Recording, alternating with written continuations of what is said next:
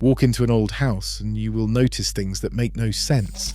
A door opening to nothing, a gap in the wall, a feature too intentional to be random. These were not accidents. They were built for specific reasons that once mattered so much they became part of the structure itself. Then those reasons disappeared and the features stayed behind. These are 25 forgotten home features hidden in plain sight. Number 25, the hollow newel post stands at the foot of the staircase, solid and unremarkable, until a cap or finial is quietly lifted to reveal a hidden cavity inside. In the 17th and 18th centuries in Britain, these timber posts became secret vaults for rolled deeds, mortgage papers, and sometimes coins, embedding legal proof of ownership directly into the bones of the house. At places like Little Morton Hall and Barkisland Hall, surveys have documented these concealed spaces, sometimes yielding a brittle, centuries-old parchment tucked deep inside. Before central registries and iron safes, the newel post was a private safe, its purpose fading as the law moved outside the home. The past does not vanish, it gets built over and waits to be found. Subscribe for more hidden histories waiting inside the walls. Number 24. A servant peephole lies almost invisible behind the panelling of a Georgian or Victorian hallway.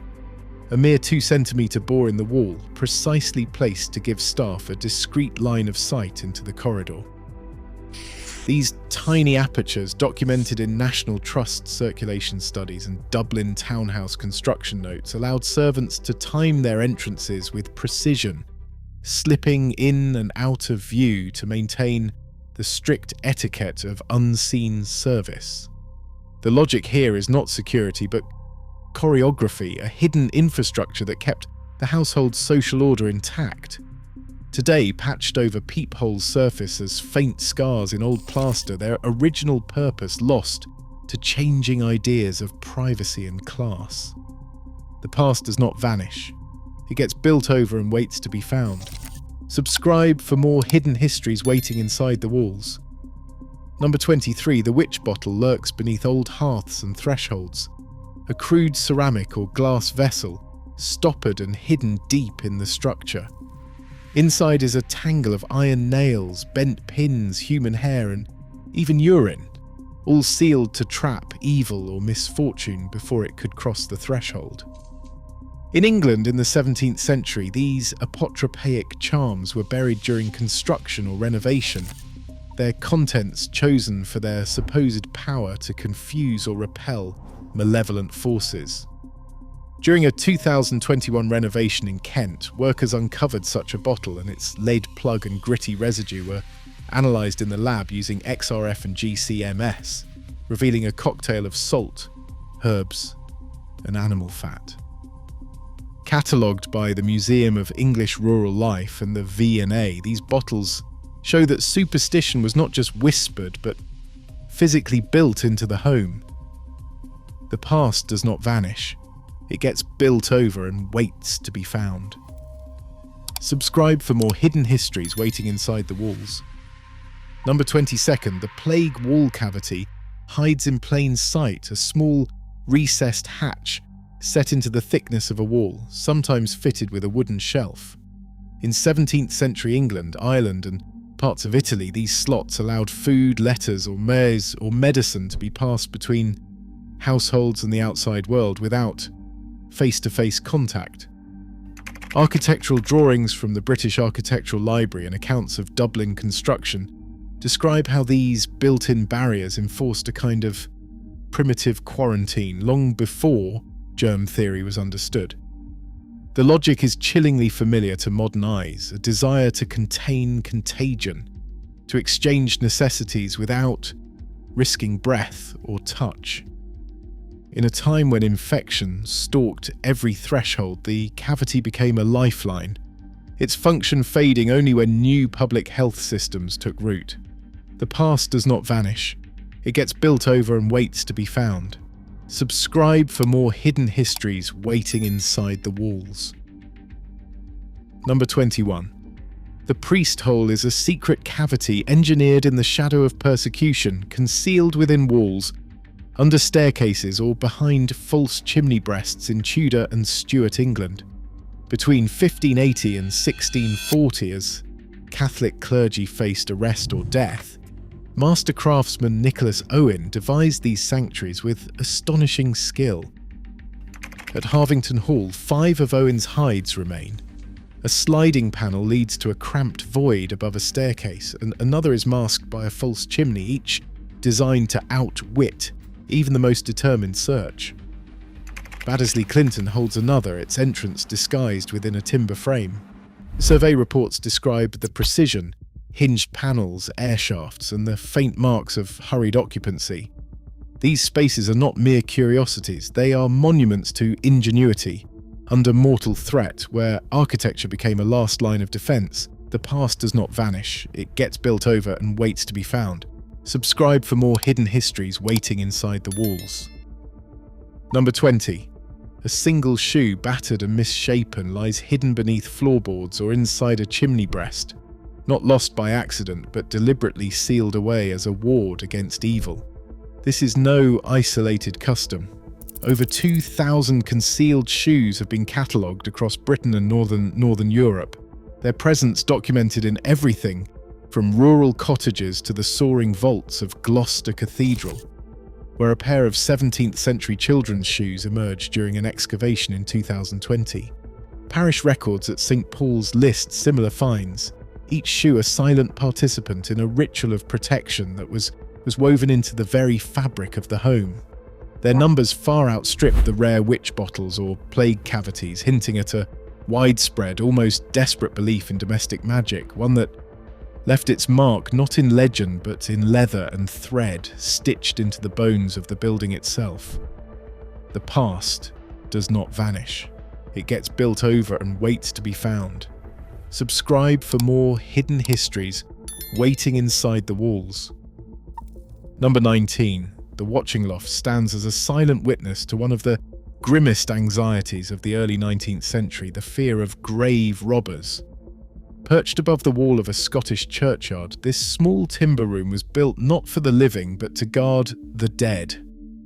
From around 1790 to 1840, as medical schools scrambled for cadavers, parish records in places like Greyfriars, Edinburgh show payments for constructing these lofts and hiring watchmen to keep vigil through the night.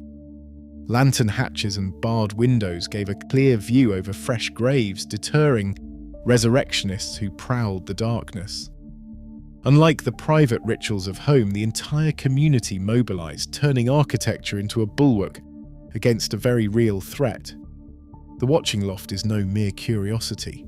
It is a monument to a vanished terror, its purpose obscured as medical laws changed and the need for such vigilance faded. The past does not vanish. It gets built over and waits to be found. Subscribe for more hidden histories waiting inside the walls. Number 18. The Widow's Walk crowns the rooftops of New England's oldest coastal houses.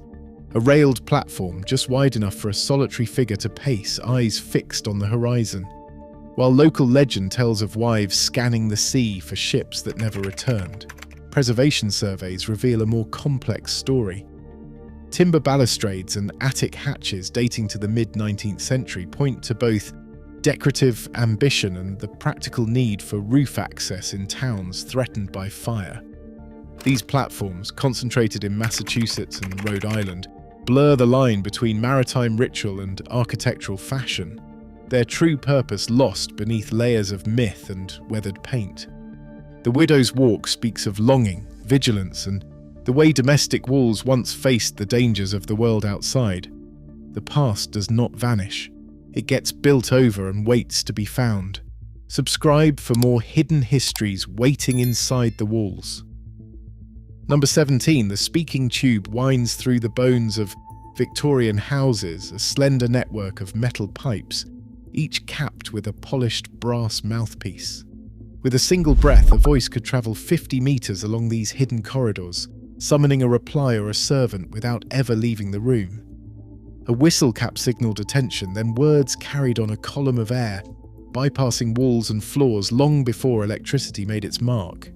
The Science Museum's preserved example, Object 1971-1015, still allows a whisper to reach the far end, a mechanical feat of sound physics that feels almost magical now. Once this was the nerve system of a busy household, connecting master and staff in a private pneumatic conversation. The logic is tactile and intimate, no wires, just voice and air, a technology now silent behind sealed plaster. The past does not vanish, it gets built over and waits to be found. Subscribe for more hidden histories waiting inside the walls. Number 16. The box bed transforms the family sleeping space into a timber capsule, a wooden enclosure built right into the wall, complete with sliding doors or curtains that shut out the cold. From the Scottish Highlands to the deep valleys of Scandinavia, these beds were more than furniture, they were survival technology. In long winters when the hearth could not reach every corner, the box bed trapped precious body heat, letting entire families sleep together in a pocket of warmth. Vernacular studies of 18th and 19th century rural homes reveal these alcoves carved into the main living room, sometimes stacked in tiers, their heavy panels worn smooth by generations. Privacy and insulation were achieved not by separate rooms, but by retreating into the wooden shell each night. Today, the box bed's logic is almost alien, yet its presence in old crofts and farmhouses is a quiet record of how architecture once wrapped itself around the body, sealing out the cold with boards and latches. The past does not vanish, it gets built over and waits to be found. Subscribe for more hidden histories waiting inside the walls. Number 15. The dumbwaiter remains tucked away in the shadowy core of Victorian and Edwardian homes, a small freight elevator operated by hand or in later years by a quiet electric motor. From about 1880 through the 1930s, these miniature lifts ferried trays of hot food, stacks of laundry and even coal between kitchens, pantries and upper floors, all without a servant ever crossing the main hall. Manuals from the era detail the counterweight and pulley systems, thick rope wound around a drum, a bell signalling arrival, and a shaft lined with worn timber or iron rails. Surviving dumbwaiter shafts in London and New York townhouses still bear the grooves and brass fittings of a vanished logistics network, built for a world of rigid hierarchy and silent service. Today the shaft may be sealed or repurposed, its original function fading as household staff disappeared and technology moved on. The past does not vanish, it gets built over and waits to be found. Subscribe for more hidden histories waiting inside the walls. Number 14. The coal chute cuts a discreet passage from the city sidewalk straight into the heart of the Victorian cellar. Beneath an iron hatch, often stamped with the name of a long-vanished foundry, a sloped shaft once guided tons of black fuel from street deliveries down to the waiting coal bins below. In the dense neighbourhoods of London, Manchester and New York between 1850 and 1930, municipal street records and urban bylaws required these chutes to keep the filth and weight of coal out of the main living spaces. Deliverymen tipped sacks through the hatch, the coal rattling down brick or concrete walls, leaving a permanent dust in the seams. The logic was harsh but efficient. Keep the fuel supply moving, keep the mess contained. Now the hatch is often welded shut, the shaft bricked up, its original function erased by the clean lines of electric heat. The past does not vanish, it gets built over and waits to be found. Subscribe for more hidden histories waiting inside the walls. Number 13. The built-in icebox hides in the thickness of a Victorian kitchen wall, a cork-lined cavity, cool to the touch, engineered to cradle a single block of harvested ice. A bath building contract from 1874 spells out the details. A niche 30 inches wide and 24 deep, lined in cork and tin, with a discreet pipe to drain away meltwater. This was refrigeration before electricity, a silent, insulated chamber that kept meat, butter and milk cold for days, so long as the ice merchant made his weekly delivery. X-rays at Hill House Museum reveal the original tin sheeting still pressed tight behind faded plaster, the grain of cork panels visible beneath decades of paint. No humming motor, only the slow surrender of ice to air, its logic as tactile as it is obsolete. Once a marvel of domestic engineering, the wall icebox was sealed over as freon and compressors took hold, its purpose fading into the background hum of the modern fridge. The past does not vanish, it gets built over and waits to be found. Subscribe for more hidden histories waiting inside the walls. Number 12. The scullery stands apart from the main kitchen, its stone floor cold underfoot, the air thick with steam and the tang of soap. In Georgian and Victorian homes, this was the room for the messiest work. Washing dishes, scrubbing vegetables, scouring pots blackened by coal fires. Servants carried water from the yard and tipped it into a deep copper sink while a small boiler hissed in the corner, feeding heat to the endless cycle of cleaning and preparation. Drawings from the McIntyre house show the scullery as a deliberate buffer, set apart to keep noise, splashes, and the reality of hard labour out of sight from the family's table. The logic is both practical and social, a space designed to contain the evidence of work and to segregate the rhythms of service from the rituals of comfort. As water and drainage technology advanced and the servant class faded, the scullery's walls were knocked through or sealed off, its purpose obscured by modern convenience. The past does not vanish, it gets built over and waits to be found. Subscribe for more hidden histories waiting inside the walls. Number 11. Apotropaic marks are scratched deep into the thresholds and hearth beams of medieval and early modern homes, a silent language of protection etched into the very structure.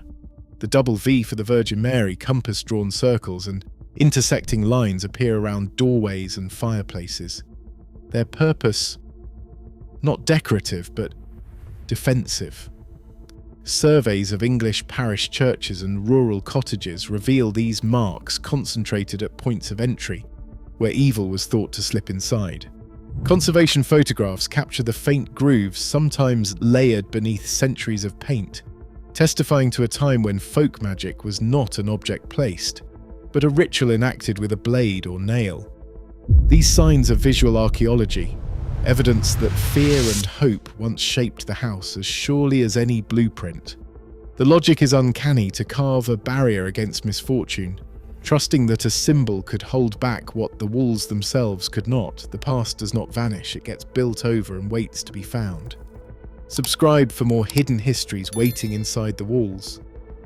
Number 10. The laundry chute drops through the heart of the house, a vertical shaft often lined with wood, once prized for whisking dirty linens straight from upper floors to the basement washroom. In early 20th century homes, this feature was a marvel of domestic convenience, saving countless trips down narrow staircases. But what began as a shortcut soon revealed a hidden peril. Fire inspectors in mid-century renovation reports describe how these shafts, left unsealed, acted as ready-made chimneys, drawing smoke and flames between floors in minutes. Building codes shifted swiftly, mandating fire stops or closing chutes entirely. The laundry chute's logic, efficiency at any cost, became its undoing as safety eclipsed speed. Today, a sealed panel or a bricked-up opening is all that remains, a silent record of how changing priorities reshape the home's anatomy. The past does not vanish. It gets built over and waits to be found. Subscribe for more hidden histories waiting inside the walls. Number 9. The servants' bell system once mapped the pulse of a grand house. It was a hidden network of wires, levers, and weighted pulls stretched behind walls and under floors, each leading to a labelled drop on a central bellboard. In the drawing rooms and bedrooms above, a discreet tug summoned a distant clang, while in the service corridors below, a row of 30 brass bells sprang to life, each trembling in its own rhythm.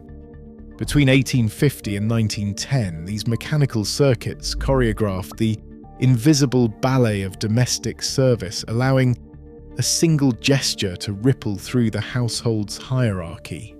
Museum catalogues preserve bellboards with hand-painted room names: morning room, nursery, butler's pantry, each a relic of a vanished social order. Unlike the silent, sealed-off features elsewhere in the house, the bell system was all movement and anticipation, its logic mechanical yet intimate. The past does not vanish. It gets built over and waits to be found. Subscribe for more hidden histories waiting inside the walls. In 8th place, the garderobe juts out from the thick stone walls of a medieval castle, a privy chamber perched above the void. Here, a wooden seat is set atop a chute, the waist dropping straight down to the moat or a waiting cesspit below. Built on corbels and lined with cold masonry, the garderobe was early sanitation engineering designed to keep foul smells and disease at bay by harnessing gravity and airflow.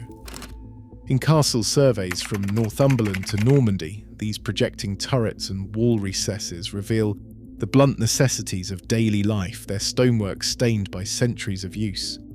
Archaeologists now sift through the layers beneath, uncovering not just refuse, but traces of diet, textiles, and lost objects, a record of vanished routines sealed in waste. The logic is unflinching. When privacy and hygiene were scarce, the wall itself became a conduit for survival. The past does not vanish. It gets built over and waits to be found. Subscribe for more hidden histories waiting inside the walls.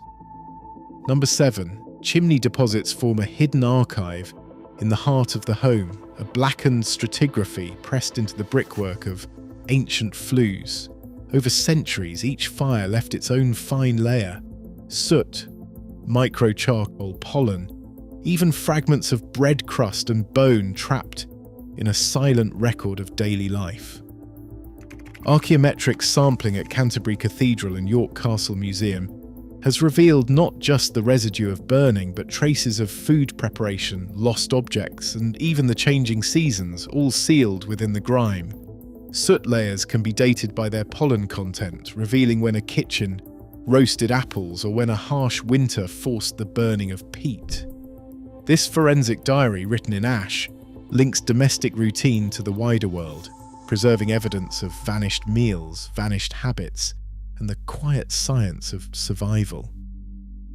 The past does not vanish. It gets built over and waits to be found. Subscribe for more hidden histories waiting inside the walls.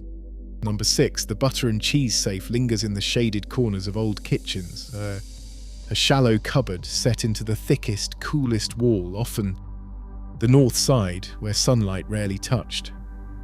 Its doors are pierced with neat rows of tin-punched holes, a pattern both decorative and practical, allowing a gentle cross-draft to slip through and keep dairy cool and dry before refrigeration existed. Inventories from New England farmhouses and English manor houses list these larder niches as essential for food safety, creating a microclimate that protected butter from rancidity and cheese from mold. The logic was subtle, harnessing passive airflow, stone mass, and careful placement to preserve the most perishable goods. In Davol kitchen catalogues, modern renderings echo these old designs, but the original purpose, warding off spoilage with nothing more than clever venting, has faded behind sealed drywall and humming compressors. The past does not vanish, it gets built over and waits to be found. Subscribe for more hidden histories waiting inside the walls. In the 5th place, a secret passageway threads its way through the bones of the estate, a corridor so narrow and silent that even the floorboards hesitate to creak. Behind a false bookcase or a panel of carved oak, the wall yields to a hidden latch, revealing a tunnel that slips between rooms, sometimes connecting multiple floors in a single unbroken line. Conservation reports from English country manors and Scottish castles map these clandestine routes, tracing their origins to eras of political upheaval, family feuds, or the simple need to vanish at a moment's notice. Estate floor plans betray their existence, a hallway that never appears on the public map and a door that opens only from within. Sometimes the carpentry is so precise that even seasoned surveyors walk past unaware. The logic is not just escape, but control, an architecture of evasion, where power is measured by who can disappear and who is left searching. The past does not vanish, it gets built over and waits to be found. Subscribe for more hidden histories waiting inside the walls. In fourth place, the Mort House stands as a fortress against the most macabre threat of the early 19th century, the theft of the dead. These thick-walled stone vaults, often perched on the edge of Scottish kirkyards or English churchyards, were built not to honour the departed but to protect them. Parish records from Greyfriars and St Mary's detail the construction with iron-bound doors, communal locks and a cold, windowless chamber where bodies waited, sometimes for weeks, until the danger of resurrectionists had passed. Inside, a turntable bier allowed for the careful rotation of coffins, minimising disturbance. The Mort House was a collective answer to communal fear, its keys shared among trusted townsfolk and its maintenance paid for by an annual levy. Unlike the solitary watchman's loft, this was a vault for many, a grim testament to a time when even death offered no guarantee of rest. The past does not vanish, it gets built over and waits to be found. Subscribe for more hidden histories waiting inside the walls. In third place, the smoke bay lingers in the heart of late medieval timber houses, a shadowy chamber where fire was both warmth and menace. Before the invention of the chimney, open hearths burned beneath a simple louver in the roof, and the smoke gathered in a suspended haze, blackening the rafters, saturating every beam and wall with a permanent oily residue. From Yorkshire to East Anglia, vernacular studies of houses built between 1400 and 1600 reveal these transitional spaces, not quite open hall, not yet chimneyed parlour. The logic was primitive but deliberate. Let the smoke rise and filter through the thatch, seasoning the timbers against rot, even as it stung the eyes and settled on every surface. A single room became a living archive of daily fire, its purpose fading only when brick chimneys and closed hearths arrived. The past does not vanish, it gets built over and waits to be found. Subscribe for more hidden histories waiting inside the walls. In second place, the built-in iron safe anchors itself deep within the masonry, a heavy cold vault set flush into the wall, its iron body braced by thick bolts and anchored directly to the floor joists. Unlike hollow timber cavities or secret panels, this is industrial security rendered permanent. Victorian catalogues from 1870 list iron safes with combination dials and multi-lever locks, their weight and complexity far beyond the reach of casual theft. Some homes even required reinforcing the joists beneath to bear the load. The safe became a structural element as much as a hiding place. The rise of personal banking culture in the 19th century transformed the home into a fortress, with deeds, jewels and cash sealed behind a dial and a door that could not be pried open without shattering the house itself. This escalation, iron and cement replacing wood and secrecy, marks the penultimate step before entire rooms would be sealed off from sight and memory. The past does not vanish, it gets built over and waits to be found. Subscribe for more hidden histories waiting inside the walls. Behind a wall of brick or boards, the sealed room sits untouched for decades, its silence unbroken. Sometimes it's a prayer closet, hastily bricked up in fear or grief. Sometimes it is a nursery, abandoned after tragedy and entombed as if to lock sorrow away. In Aberdeen, St Catherine's Priory hid a chamber for centuries, its air thick with mould and the scent of old wood. Boston's McIntyre House revealed a prayer room, preserved but hazardous, filled with spores and the invisible danger of asbestos. Conservation teams never open these doors blindly. They use thermal cameras and borescopes, peering through cracks before risking entry. Each sealed room is a time capsule, holding the remnants of lives abruptly interrupted. A child's toy on the hearth, a chair facing a blank wall, a Bible left open, as if waiting for its reader. The reasons for sealing are both practical and haunting, quarantining disease, containing grief, erasing a chapter too painful to revisit. But the risk is real. Disturbed dust can release spores, pathogens, even lead paint or asbestos. The sealed room is the house's final secret where memory and danger linger together. The past isn't lost. It waits, bricked behind walls, patient and unchanged. Across all 25 features, one pattern emerges. The bizarre is simply the forgotten logic of another era, etched deep into our walls. These architectural ghosts are not accidents. They are coded remnants of vanished fears, rituals, and hierarchies. The past does not vanish, it gets built over, quietly waiting to be found.